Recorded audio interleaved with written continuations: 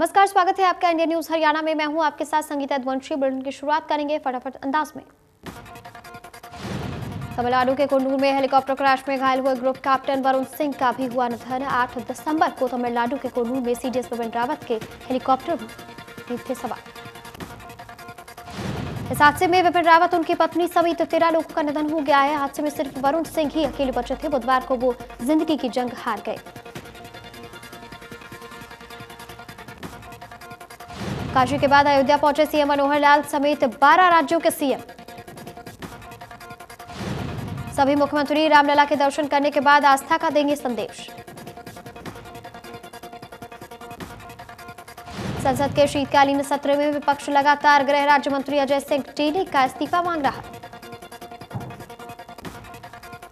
राहुल गांधी ने संसद में स्थगन प्रस्ताव देकर लखीमपुर हिंसा मामले पर चर्चा की मांग की। राज्यसभा सांसद दीपेंद्र हुड्डा ने कहा कि लखीमपुर मामले को लेकर कांग्रेस ने सदन में स्थगन प्रस्ताव दिया। दीपेंद्र ने गृह राज्य मंत्री अजय टेनी के खिलाफ कार्रवाई की मांग की। नए कृषि कानूनों को वापस लेने के बाद दिल्ली बॉर्डर पर 1 साल से ज्यादा समय तक चला किसान आंदोलन खत्म हो गया। आज दिल्ली के हर बॉर्डर से किसानों की पूरी तरीके से हो गई वापसी। इस आंदोलन को किसानों की जीत बताने वाले किसान नेता राकेश टिकैत भी समर्थकों के साथ अपने घर वापस लौटे। घर लौटने से पहले किसान नेता राकेश टिकैत ने फतेह मार्च निकाला, जिसमें कई शहर के किसान शामिल हुए।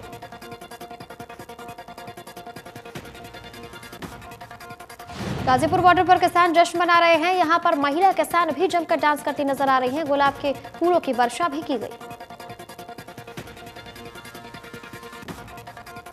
विश्व स्वास्थ्य संगठन ने आशंका जाहिर की कि कोरोना के नए वेरिएंट की वजह से हॉस्पिटलाइजेशन और मौतों की संख्या बढ़ सकती है। डब्ल्यूएचओ ने दुनिया भर के देशों से ओमिक्रॉन का ज्यादा से ज्यादा डेटा कलेक्शन करने की अपील भी की है। संगठन का मानना है कि ओमिक्रॉन वेरिएंट दुनिया में अपना असर छोड़ सकता है। विश्व स्वास्थ्य संगठन के मुताबिक जैसे जैसे डेटा सामने आते जाएंगे, तस्वीर साफ होती जाएगी। ओमिक्रॉन का खतरा एक दिन बढ़ता जा रहा है। देश में ओमिक्रॉन की संख्या अब 61 हो गई है। महाराष्ट्र में 8 और व्यक्तियों की जांच रिपोर्ट में ओमिक्रॉन का संक्रमण होने की पुष्टि हुई है। भारत में पिछले 24 घंटे में कोरोना के 6,984 नए मामले सामने आए, जो कल की तुलना में 20.7% ज्यादा है।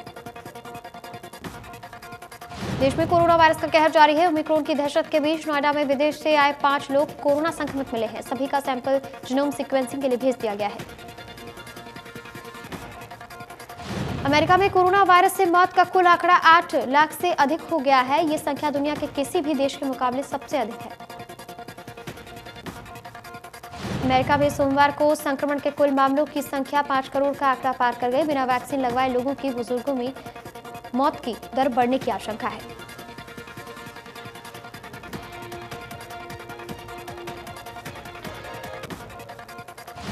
राष्ट्रपति रामनाथ कोविंद बांग्लादेश के 3 दिवसीय दौरे पर रवाना हो गए। राष्ट्रपति की ये यात्रा 15 से 17 दिसंबर तक चलेगी।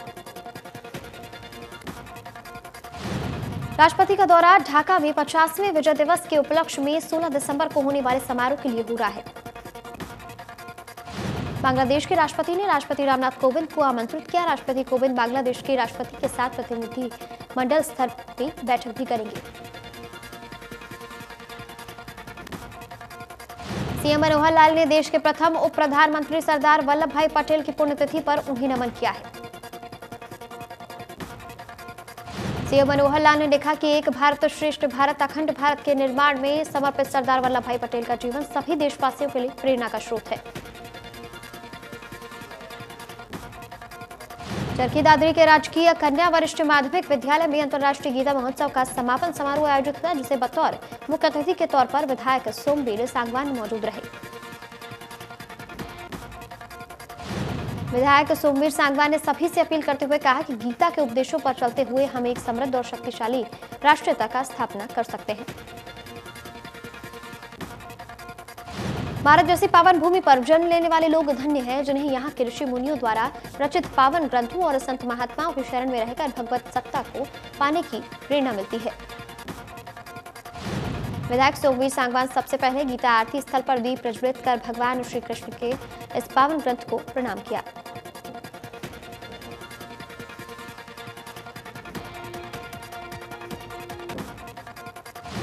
उपायुक्त प्रदीप गोदारा और अन्य अधिकारियों के साथ विधायक सोमवीर सांगवान ने प्रदर्शनी का अवलोकन भी किया। मंच पर समारोह को संबोधित करते हुए विधायक ने कहा कि गीता हमें बुराई का रास्ता त्याग कर अच्छाई पर चलना सिखाती है।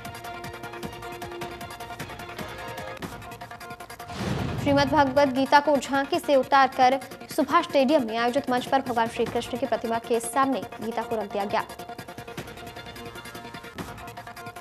झज्जर में लघु सचिवालय परिसर में प्रदर्शन करने के दौरान एक आंगनबाड़ी वर्कर ने मिसाल पेश की। दरअसल गाय की नवजात बच्चियां सर्दी से बेसुध हालत में पड़ी थी, जिसे होश में लाने के लिए आंगनबाड़ी वर्कर्स ने अलाव जलाकर होश में लाने का प्रयास किया।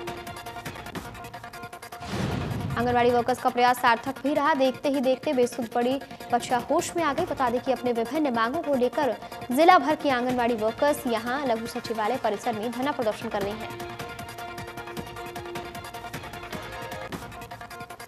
बल्लभगढ़ में सब्जी मंडी के प्रधान ने फरीदाबाद बिजली बोर्ड पर गंभीर आरोप लगाया है। मंडी के प्रधान के मुताबिक बिजली बोर्ड के जेई ने 3 फेज कनेक्शन पास करने के नाम पर 25,000 रुपए की रिश्वत मांगी है।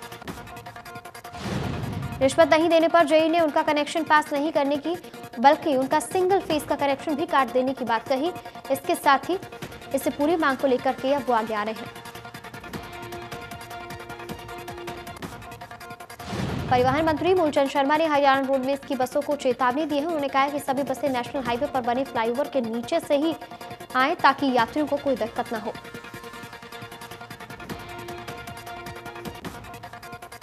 किसान आंदोलन खत्म होने से टिकरी बॉर्डर और बहादुरगढ़ के व्यापारियों को काफी राहत मिली है। छोटे दुकानदारों ने भी किसान आंदोलन खत्म होने पर खुशी जाहिर की है। छोटे दुकानदारों का कहना है कि अगर पहले ये आंदोलन खत्म हो जाता तो उन्हें ज्यादा नुकसान नहीं उठाना पड़ता। दुकानदारों का कहना है कि किसान आंदोलन के कारण उन्हें लाखों रुपए का नुकसान हुआ है। हरियाणा में नंबरदारों की नियुक्ति पर प्रतिबंध लगाए जाने से गुस्साए नंबरदारों ने यमुनानगर जिला सचिवालय पर प्रदर्शन कर सरकार से आदेश वापस लेने की मांग की। नंबरदारों का कहना है कि सरकार लगातार आम लोगों के जीवन से जुड़े मसलों पर प्रतिबंध लगा रही है। नंबरदारों की नई नियुक्ति पर प्रतिबंध समाज हित में नहीं है। यमुनानगर में किसानों को पिछले कई दिनों से खाद नहीं मिल रही, जिसके बाद आज विभिन्न किसान संगठनों के बैनर तले किसानों ने जोरदार प्रदर्शन किया। भारी संख्या में किसान जब जिला सचिवालय में दाखिल होने लगे तो पुलिस ने उन्हें गेट पर ही रोक दिया, जिसके बाद किसानों ने गेट पर बाहर से ताला लगा दिया। नूह की आंगनबाड़ी वर्कर्स और हेल्पर्स वेतन बढ़ोतरी नहीं होने से बेहद परेशान है। लघु सचिवालय परिसर में सैकड़ों की संख्या में अनिश्चितकालीन हड़ताल पर सरकार के खिलाफ जमकर नारेबाजी।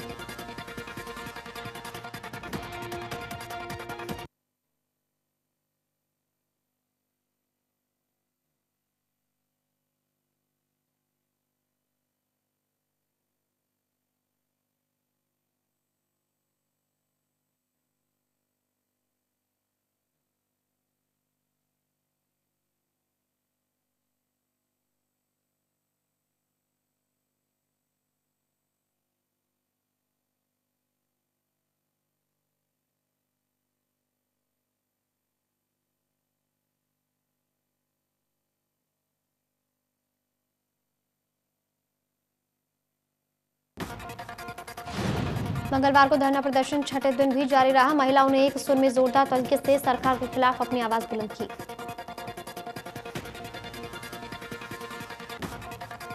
रोहतक में आंगनबाड़ी वर्कर्स और हेल्पर्स की हड़ताल छोटे दिन भी जारी रही। मानसरोवर पार्क से अंबेडकर चौक तक सैकड़ों की संख्या में प्रदर्शन यहां पर किया गया। सरकारी कर्मचारी के दर्ज मांगों के साथ निजीकरण और ऑनलाइन कामकाज का आंगनबाड़ी वर्कर्स विरोध कर रही हैं। झज्जर में आंगनबाड़ी वर्कर्स और हेल्पर्स का अनिश्चितकालीन धरना प्रदर्शन मंगलवार को भी जारी रहा। संगठन के प्रधान ने कहा कि वे लोग भाजपा प्रदेश अध्यक्ष ओम प्रकाश धनखड़ और डिप्टी सीएम दुष्यंत चौटाला से भी मिली थी, लेकिन कोई सकारात्मक जवाब नहीं मिला। गोला चीका में जेजेपी विधायक ईश्वर सिंह के घर के बाहर मनरेगा मजदूर महिलाओं ने हंगामा किया है। विधायक पर दुर्व्यवहार और प्रताड़ित करने का भी आरोप लगाया है। मनरेगा मजदूरों पर दर्ज हुए मामलों से मजदूरों में रोष है। मजदूरों के मुताबिक विधायक की मिलीभगत से केस दर्ज किए गए हैं। तहसीलदार और भारी पुलिस बल मौके पर तैनात रहा।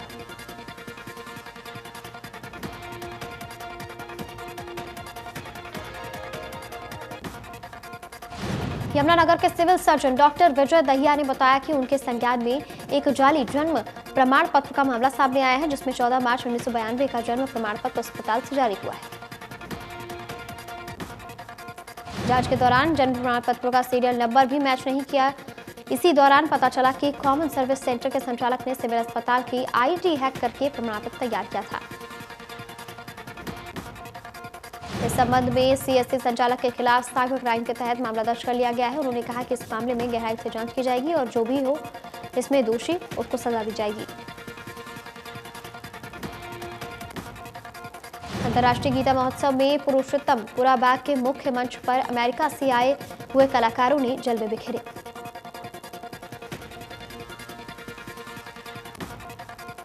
करनाल में 2 दिवसीय अंत्योदय मेले के जरिए हरियाणा सरकार द्वारा 2800 गरीब परिवारों का उत्थान करने की योजना है।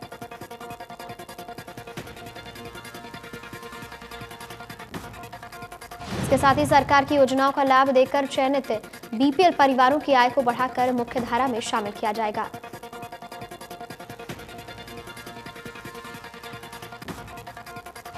यमुनानगर में उत्तरी हरियाणा बिजली विभाग ने उपभोक्ताओं की सुविधाओं के लिए ट्रस्ट ऐप लॉन्च किया है, जिसमें उपभोक्ता मीटर से संबंधित समस्याओं के साथ साथ खुद ही रीडिंग कर सकते हैं।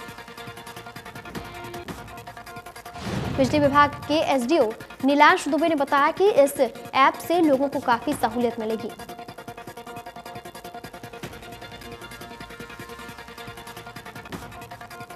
करनाल के दादूपुर गांव में 18 करोड़ की लागत से बन रहे कॉलेज की बिल्डिंग में घटिया स्तर का मटेरियल लगाया जा रहा है, जिसे राजकीय कन्या महाविद्यालय के प्राचार्य ने उजागर किया है। वहीं कॉलेज में इस्तेमाल हुए पुराने मटेरियल की पोल खुलते देख ठेकेदारों ने आनन फानन में खुद ही निर्माण कार्य को ध्वस्त कर दिया।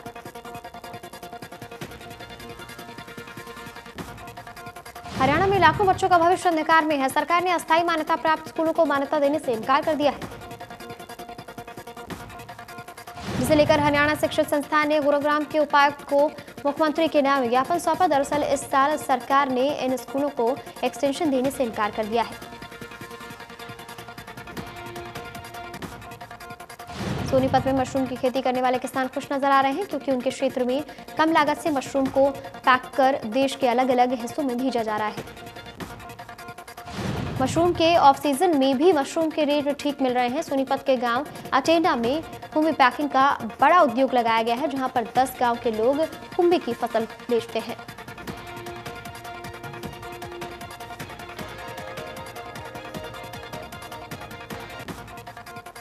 डायरेक्टर जनरल हेल्थ सर्विसेज की टीम ने जिला नागरिक अस्पताल में ट्रॉमा सेंटर सहित अस्पताल के सभी वार्ड और नर्सिंग स्टेशन का जायजा लिया।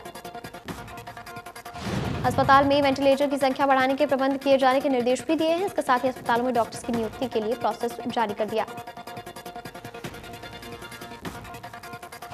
स्वास्थ्य विभाग सिरसा और फतेहाबाद की ज्वाइंट टीम ने भटिंडा में छापेमारी कर भ्रूण लिंग जांच के नाम पर ठगी के मामले का पर्दाफाश किया है।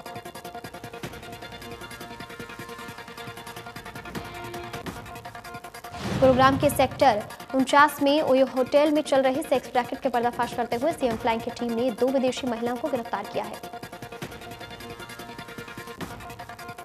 इस मामले में सीएम फ्लाइंग को शिकायत मिली थी कि गुरुग्राम के सेक्टर 49 में अवैध रूप से कुछ विदेशी युवतियां रह रही हैं और होटल के अंदर सेक्स रैकेट चला रही हैं। पुलिस ने नकली ग्राहक बनकर इस पूरे सेक्स रैकेट का भांडाफोड़ किया। इस पूरे मामले में फिलहाल पुलिस ने मुकदमा दर्ज कर आगे की तफ्तीश शुरू कर दी है। सोनीपत में ऑनलाइन प्रक्रिया के तहत सरकारी नौकरियों के पेपर पास करवाने वाला मास्टरमाइंड एसटीएफ गिरफ्तार हो चुका है।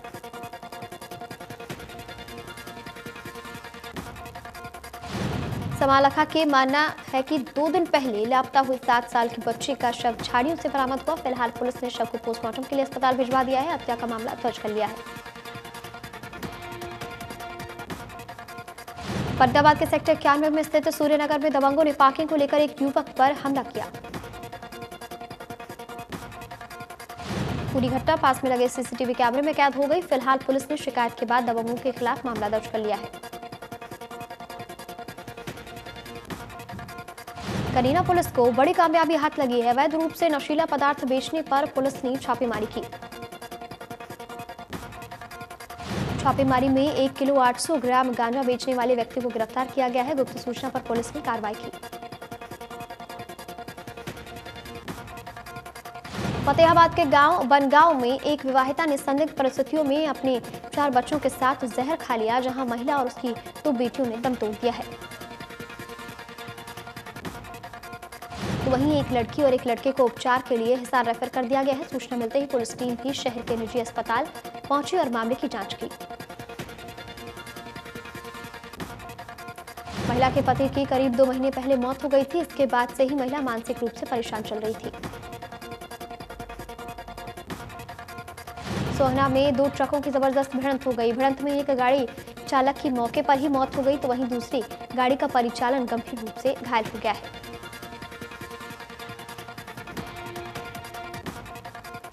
साफीदू में स्कूल बस ने इको वैन को टक्कर मार दी। हादसे में वैन ड्राइवर घायल हो गया है। वैन पूरी तरीके से क्षतिग्रस्त हो गई है। हालांकि स्कूल बस में मौजूद सभी बच्चे सुरक्षित हैं। स्कूल बस के तेज रफ्तार में होने की वजह से यह हादसा हुआ।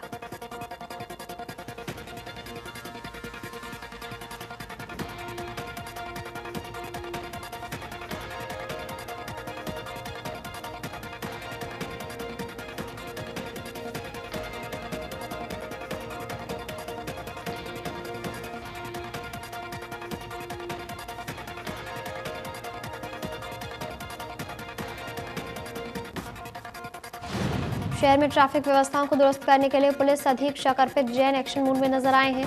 पुलिस अधीक्षक ने आईएमए और प्राइवेट अस्पताल संचालकों की बैठक ली। इस दौरान उन्होंने डॉक्टर से सुझाव भी लिए ताकि शहर को ट्रैफिक मुक्त बनाया जा सके। उसने कहा कि पार्किंग की व्यवस्था भी करें। 3-4 अस्पताल मिलकर एक पार्किंग व्यवस्था चयन कर लें।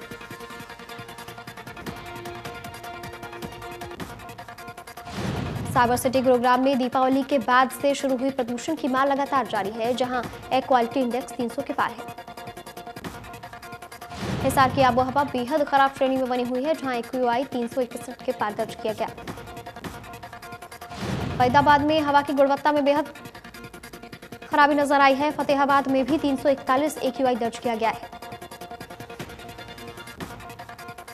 रोहतक में AQI 378 दर्ज किया गया है, जहां लोगों को आंखों में जलन की शिकायत हो रही है। भिवानी में AQI 350 दर्ज किया गया है, जहां पर दमा के मरीजों को सांस लेने में दिक्कत हो रही है। सोनीपत में क्वालिटी इंडेक्स 289 के पार दर्ज किया गया है, जहां लोगों ने तमाम तरीके की परेशानियों को सामने रखा। दिल्ली NCR में आबोहवा जहरीली होती जा रही है, जहां AQI 346 दर्ज किया गया है।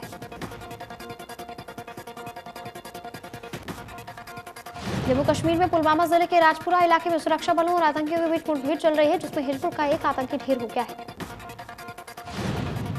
सुरक्षा बलों का आतंकियों के खिलाफ ऑपरेशन लगातार जारी है। इस बात की जानकारी कश्मीर जोन पुलिस ने दी है।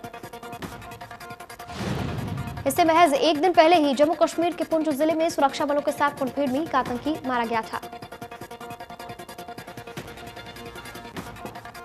अगले साल आयोजित होने जा रहे आईफा 2022 के ग्रैंड इवेंट का बॉलीवुड के फैंस को बेसब्री से इंतजार है। शो के होस्ट की जिम्मेदारी बॉलीवुड अभिनेता सलमान खान को दी गई है। अंतर्राष्ट्रीय भारतीय फिल्म अकादमी वीकेंड एंड अवार्ड्स का 22वां संस्करण 18 मार्च और 19 मार्च 2022 को अबू धाबी में किया जाएगा।